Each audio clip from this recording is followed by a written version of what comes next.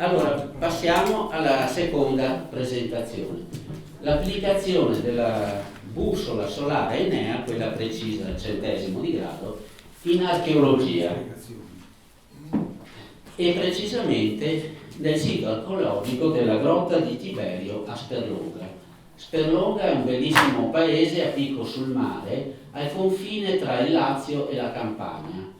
A sud del paese c'è questa bellissima spiaggia con l'acqua trasparente turchese che finisce contro una montagna, il Monte Ciannito, e qui c'è la grotta di Tiberio, a fianco, appena sopra della grotta, c'era la villa dell'imperatore, che è vissuto proprio 2000 anni fa, era un contemporaneo di Gesù Cristo. E qui vediamo l'interno della grotta. Esternamente c'è una piscina rettangolare bellissima, olimpionica, e dentro la grotta c'è una piscina di 20 metri di diametro con un'isoletta in centro. La grotta è naturale, ma l'imperatore Tiberio aveva voluto far realizzare due nicchie artificiali, che abbiamo chiamato A e B, e qualche anno fa l'archeologa Marina De Franceschini, che ha menzionato prima Francesco Lossuto, e Giuseppe Veneziano, un astronomo dell'osservatorio di Genova, hanno scoperto che non sono orientate a caso, ma la nicchia di sinistra, quella A, è orientata esattamente nella direzione in cui tramonta il sole sul mare al solstizio invernale, mentre la nicchia B, più ampia, è orientata nella direzione in cui tramonta il sole sopra l'attuale paese di Sperlonga al 21 giugno, il solstizio estivo.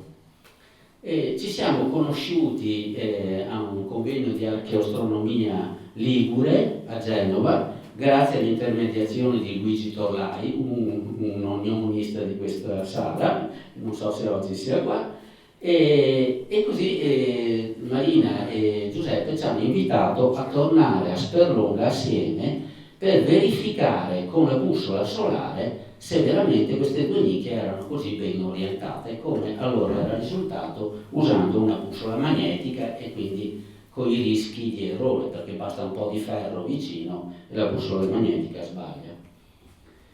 La grotta, secondo le ricostruzioni fatte da Ponticello e Andree negli anni 70, era adornata da bellissime statue che sono state ritrovate a pezzetti dentro la piscina circolare 60 anni fa e oggi sono conservate nel museo.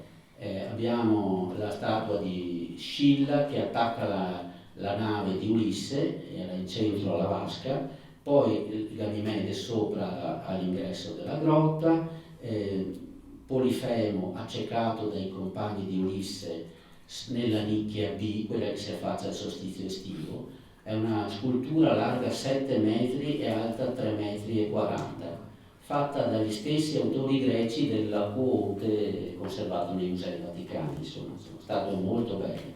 Questa è una ricostruzione. Qui sul lato sud della parete della grotta c'erano dei sedili come per voler guardare uno spettacolo nella nicchia A. In questa nicchia, vi ho detto, ha una porta e dentro la porta c'era uno stanzino cieco molto piccolo con le pareti rivestite da mosaici di pasta vitrea. Qui vedete un pezzetto che erano come cornice conchiglie di mare, sono molto belli.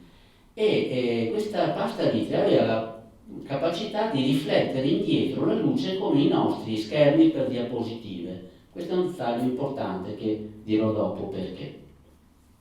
Poi abbiamo altre sculture e infine nello scoglio all'ingresso della grotta qui c'è una nicchia semiluna e gli archeologi non sanno a cosa potesse servire, che cosa ci fosse in questa nicchia semiluna.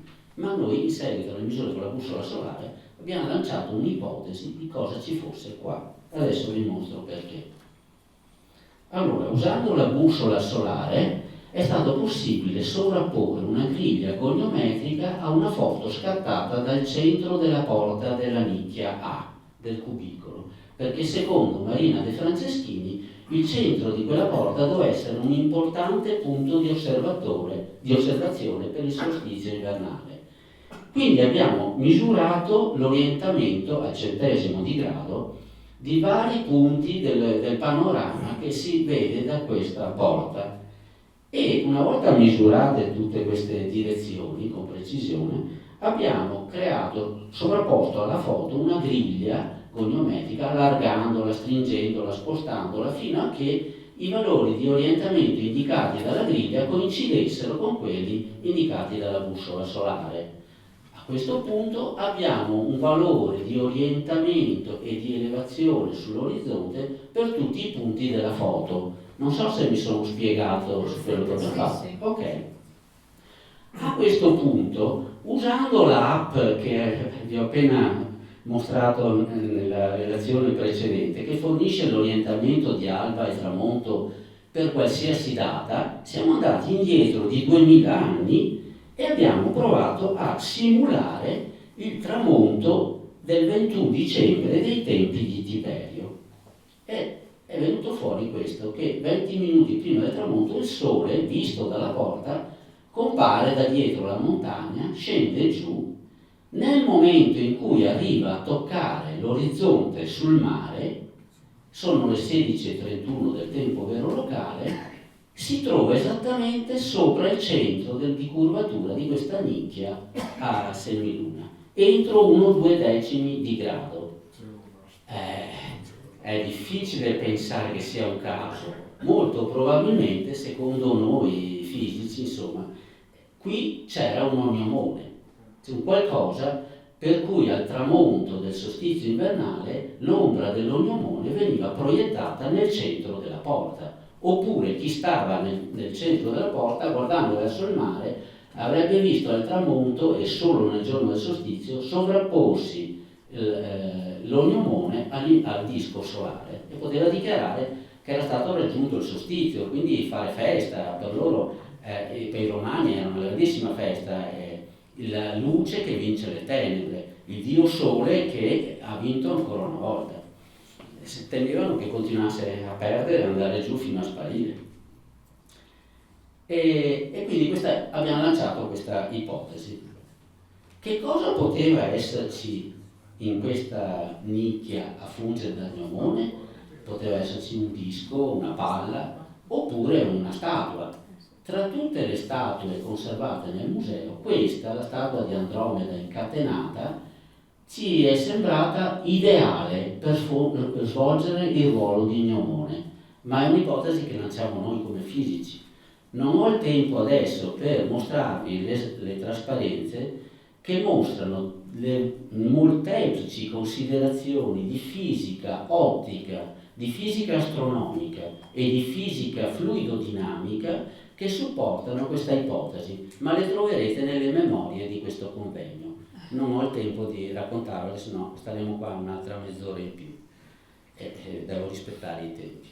Comunque noi abbiamo lanciato questa ipotesi. Una volta visto questa cosa qui, abbiamo provato a considerare, perché non avanza più? Si è bloccato, posso usare l'altro? Oh no, c'è un ok forse da far sparire ok. Bene. Ok, allora, una volta tutto bene. No, tutto bene, funziona, grazie. Una volta visto questo, abbiamo provato, analogamente alla simulazione del tramonto, a simulare anche il movimento dell'ombra prima che arrivi al centro della porta, sempre al 21 dicembre. E abbiamo visto che anche questo è interessante, addirittura ancora più interessante del fatto che l'ombra si proietti nella porta al momento del tramonto. Un'ora prima del tramonto, l'ombra andava a finire nella piscina circolare. Grazie alla radenza della luce, la riflessione è molto efficiente, molto di più di quando ci guardiamo noi nello stagno. Arriviamo a circa il 50% di riflettività e si proiettava sul muro oltre la vasca, ma per effetto della riflessione l'ombra si capovolgeva sotto sopra. Quindi se ci fosse stata una statua, adesso vediamo nel caso per esempio di Andromeda, l'avremmo vista a testa in giù e braccia in giù. e il movimento dell'ombra col passare dei minuti è lungo questa linea tratteggiata, cioè verso il basso e verso destra. Quindi l'ombra piano piano va verso la piscina, come se si volesse tuffare. Nel momento in cui l'ombra raggiunge l'acqua, finisce la riflessione e riemerge l'ombra dritta dalla vasca. E piano piano sale le scale. Dopo vedremo un filmato. Sale le scale, arriva sul muro di fondo della nicchia, a 40 metri dall'Agnomone, pochi minuti prima del tramonto. Nel frattempo tutta la nicchia si riempie di una luce calda solare, perché è il momento del tramonto, e al momento del tramonto appariva più o meno così, quasi come un fantasma. E poco dopo sparisce perché il sole va sotto l'orizzonte. Ci siamo chiesti ma che senso aveva un'ombra che entra in una porta, e abbiamo scoperto, cercando insomma, che per gli antichi greci e anche romani i solstizi erano chiamati porte. Il solstizio estivo era la porta per passare dal mondo degli dei al mondo degli uomini, e il solstizio invernale viceversa, per passare dal mondo degli uomini al mondo degli dei. Allora questa ombra che entra nella porta e lì sparisce poteva rappresentare il trapasso dalla terra al cielo della persona rappresentata dalla statua che faceva Dagnomone. Allora, qui vi dico solo una parola. Sono cercando in internet, andando indietro 2000 anni, che costellazioni nascono in questa direzione. Andromeda, precisa. No, non è una prova. Manca lo studio archeologico e non si può violare i diritti degli archeologi. Quindi noi lanciamo l'ipotesi, ma finché non ci sarà uno studio di archeologia approfondito deve rimanere una pura ipotesi, se no facciamo arrabbiare qualcuno. Grazie. Sembrava che avessimo finito tutto quello che potevamo fare con la bussola solare e con i calcoli. Come vedete la mnemonica è veramente importante nell'archeoastronomia. Qui abbiamo messo insieme le competenze di tante cose. Se non che dopo 2 anni che avevamo iniziato queste misure, un mio collega, Luca Mezzi, uno dei migliori fisici dell'Enea di Frascati, con cui ho avuto la fortuna di lavorare tanti anni assieme, è non vedente, ma le cose che riesce a fare lui un vedente non ci riesce. Se voi lo vedeste in laboratorio, è un fisico sperimentale, si muove più agilmente di uno che ci vede. E ha proposto in un incontro con la dirigente del museo di Sperlonga, Cristiana Ruggini, di esporre nel museo un plastico della grotta per i non vedenti, in modo che anche i non vedenti potessero capire come è fatta sta grotta, che non è accessibile per i non vedenti perché non ci sono transenne, finiscono in acqua. La direttrice ha subito accolto la proposta e abbiamo realizzato quindi il plastico, eccolo qua, in scala 1:300. È grande una ventina di centimetri la grotta nel plastico. Dopodiché ci siamo ricordati che una decina d'anni fa il gruppo del centro didattico delle Meridiane di Aiello del Friuli aveva donato all'Enea il simulatore solare che usavamo solo un giorno all'anno nella notte della ricerca, quando l'Enea apre i cancelli a tutto il pubblico, migliaia di ricercatori, migliaia di persone vengono dentro all'Enea, e lo usavamo per i bambini, per i ragazzi, per fargli fare in pochi minuti una meridiana col simulatore. Allora ci siamo detti, ma perché non proviamo a mettere il plastico sopra il simulatore, lo orientiamo col suo nord in accordo col nord del simulatore e andiamo a vedere se accendendo la lampada del solstizio invernale si vede proprio sta ombra che va dentro la porta della nicchia A.